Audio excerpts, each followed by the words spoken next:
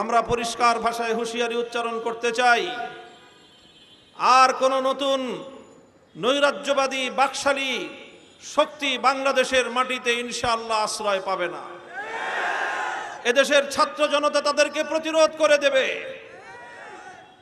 এজন্য আগস্ট মাস জুড়ে দেশব্যাপী ছাত্র জনতার পাশাপাশি এদেশের সকল শ্রেণী ও পেশার মানুষ, ইসলাম প্রিয় জনতা, ইসলামী সংগঠনগুলোর নেতাকর্মীরা, বাংলাদেশ খেলাফত মজলিসের সকল স্তরের নেতাকর্মীদের প্রতি আমাদের সুস্পষ্ট নির্দেশনা, আমাদের অর্জিত হাজারো শহীদের রক্তের বিনিময়ে অর্জিত 5ই আগস্টের এই মহান বিপ্লবের বিজয়কে যেন তারা কোনোভাবে কলুষিত, কলঙ্কিত, ব্যর্থ করতে না পারে, সেজন্য আমাদের সকলকে সতর্ক প্রহরায় নিয়োজিত থাকতে হবে। প্রতিটি পাড়ায় পাড়ায়, মহল্লায় মহল্লায় ফ্যাসিবাদ বিরোধী প্রতিরোধ সংগ্রাম গড়ে তুলতে হবে। যারা এদেশের মানুষের মধ্যে বিগত 16 বছর ধরে বিভাজনের রাজনীতির মধ্য দিয়ে বাংলাদেশকে ব্যর্থ রাষ্ট্র প্রমাণিত করার, ব্যর্থ রাষ্ট্রে পর্যবেসিত করবার ষড়যন্ত্র করেছিল, সেই অপশক্তি, পরাজিত শক্তি, দেশ বিরোধী শক্তি, ইসলাম বিরোধী শক্তি, অত্যাচারী শক্তি আর কোন বাহানায় যেন বাংলাদেশের রাজনীতিতে পুনর্বাসিত হতে না পারে, সেজন্য আমি বাংলাদেশের সকল দেশপ্রেমিক নাগরিকদেরকে তৃণমূল পর্যায় পর্যন্ত প্রতিরোধ আন্দোলন অব্যাহত রাখবার আহ্বান জানাচ্ছি। প্রিয় দেশবাসী, সে সঙ্গে আমরা স্পষ্ট ভাষায় বলতে চাই, আমাদের পার্শ্ববর্তী ভারত রাষ্ট্র আমাদের বন্ধু প্রতিম রাষ্ট্র হিসেবে আমরা তাদেরকে দেখতে চাই। অতীতে অব্যাহতভাবে স্বৈরাচারী শেখ হাসিনাকে একতরফা জনগণের ভোটাধিকার হরণ করার ক্ষেত্রে যেভাবে তাকে তারা প্রশ্রয় দিয়েছে, যেভাবে তারা এই মানুষের ভোটাধিকার সহ অন্যান্য অধিকার হরণ করার ক্ষেত্রে সুস্পষ্টভাবে ভারত পক্ষপাতিত্বমূলক ভূমিকা রেখেছে। ভারত বাংলাদেশের জনগণের পাশে নয়, শেখ হাসিনা এবং তার স্বৈরাচারী সরকারের পাশেই দাঁড়িয়েছিল। আমরা আশা করব ভারত তার বাংলাদেশ নীতি পরিবর্তন করবে। পতিত স্বৈরাচারী শেখ হাসিনা এবং আওয়ামী লীগের পক্ষে নয়, বরং বাংলাদেশের সরকার এবং বাংলাদেশের জনগণের পাশে, বাংলাদেশের জনগণের সঙ্গে তারা কাজ করবে।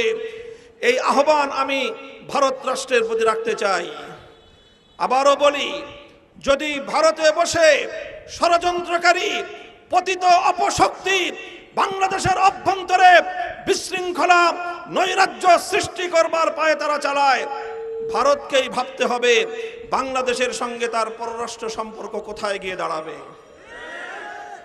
প্রিয় দেশবাসী, আমরা অন্তর্বর্তীকালীন সরকারকে স্বাগত জানিয়েছি, ধন্যবাদ জানাই।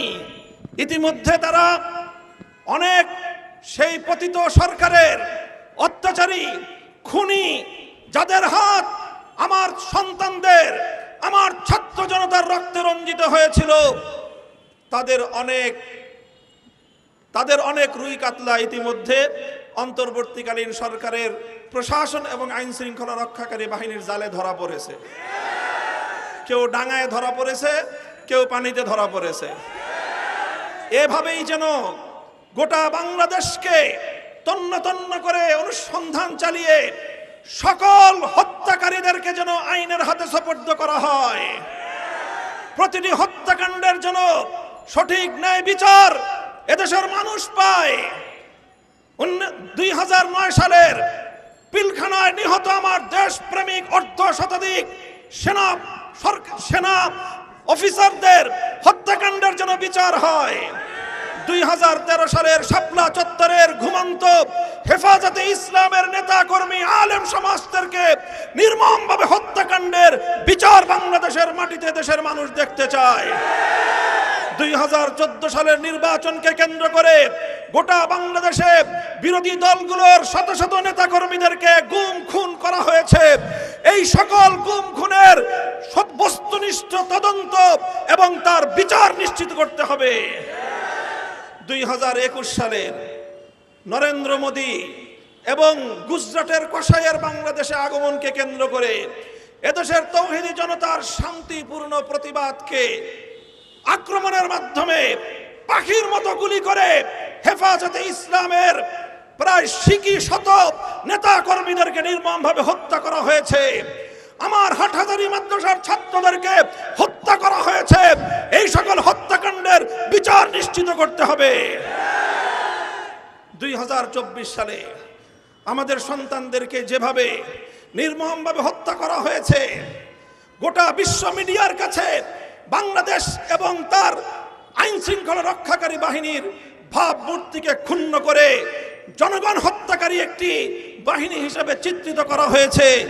তার দোষরদেরকে চিহ্নিত করে প্রতিটি হত্যাকাণ্ডের জন্য শেখ হাসিনা এবং তার ঘনিষ্ঠ মন্ত্রী পরিষদের সদস্যবর্গ সহ প্রশাসনের দায়ী সকল ব্যক্তিকে আইনের কাঠগড়ায় দাঁড় করাতে হবে। হেলমেট লীগ, হাতুড়ি লীগের তৃণমূল থেকে শীর্ষ পর্যায় পর্যন্ত সকল সদস্যদেরকে খুঁজে খুঁজে বের করে বিচার কায়েম করতে হবে। অন্তর্বর্তীকালীন সরকারকে আমরা আহ্বান জানাবো, এই কাজগুলো অনতিবিলম্বে শুরু করবেন। প্রশাসন থেকে, প্রশাসনের প্রতিটি স্তর থেকে ফ্যাসিবাদের প্রেতাত্মারা যারা বসে বাংলাদেশ এবং রাষ্ট্র সরকারের বিরুদ্ধে ষড়যন্ত্র করছে, তাদেরকে অনতিবিলম্বে দায়িত্ব থেকে অব্যাহতি দিয়ে দেশপ্রেমিক কর্মকর্তাদেরকে পদায়ন করতে হবে। আপনারা করছেন। অন্তর্বর্তীকালীন সরকার ইতিমধ্যে সন্তোষজনক পদক্ষেপ গ্রহণ করেছে। এজন্য জাতির পক্ষ থেকে আমরা তাদেরকে স্বাগত এবং ধন্যবাদ জানাই। সেই সঙ্গে আমরা আশাবাদ ব্যক্ত করব যে এভাবেই আগামী দিনেও দেশের জনগণের মনোভাব, দেশের জনগণের সেন্টিমেন্ট উপলব্ধি করে জনগণের পাশে আপনারা থাকবেন, জনগণের চাওয়া পাওয়াকে আপনারা মূল্যায়ন করবেন। জনগণের ভোগান্তি হয় এমন কোন কার্যকলাপ আমরা অন্তর্বর্তীকালীন সরকার থেকে দেখতে চাই না। আরেকটি কথা, এই যে বিপ্লব হলো, এই বিপ্লবের অন্যতম বৈশিষ্ট্য ছিল শ্রেণী পেশা নির্বিশেষে সব শ্রেণীর ছাত্র জনতার অভূতপূর্ব ঐক্য। এই ঐক্যে যেভাবে স্কুল কলেজ ইউনিভার্সিটির ছাত্ররা ছিল, এই ঐক্যে রাজপথের সংগ্রামে প্রতিটি ক্ষেত্রে মাদ্রাসার ছাত্ররাও কাঁধে কাঁধ মিলিয়ে ভূমিকা পালন করেছে।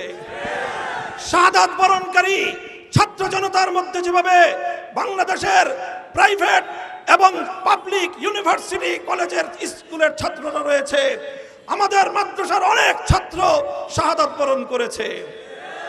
আমরা দেখেছি এই বিপ্লবের লক্ষ্যকে, উদ্দেশ্যকে ব্যাহত করার জন্য বিভেদের দেয়াল তৈরি করবার কাজ শুরু হয়েছে। সংখ্যালঘু ইস্যুকে কৃত্রিমভাবে সাবোটাজের মাধ্যমে সামনে এনে আবার বাংলাদেশকে একটি ব্যর্থ রাষ্ট্রে পরিণত করার জন্য বাংলাদেশের গণমানুষের আকাঙ্ক্ষাকে পদদলিত করবার পায়তারা চলছে।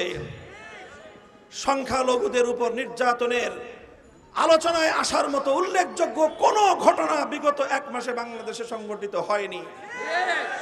এরপরেও জিগির তোলা হচ্ছে, এটা হলো নরেন্দ্র মোদীর একটি এজেন্ডা। সেই এজেন্ডা বাস্তবায়নের জন্য আওয়ামী লীগ এবং তার দোসররা কাজ করছে। আমরা এই আত্মঘাতী তৎপরতা থেকে বিরত থাকার জন্য আওয়ামী লীগকে এবং তার নেতাকর্মীদেরকে আমরা উদাত্ত আহ্বান জানাতে চাই।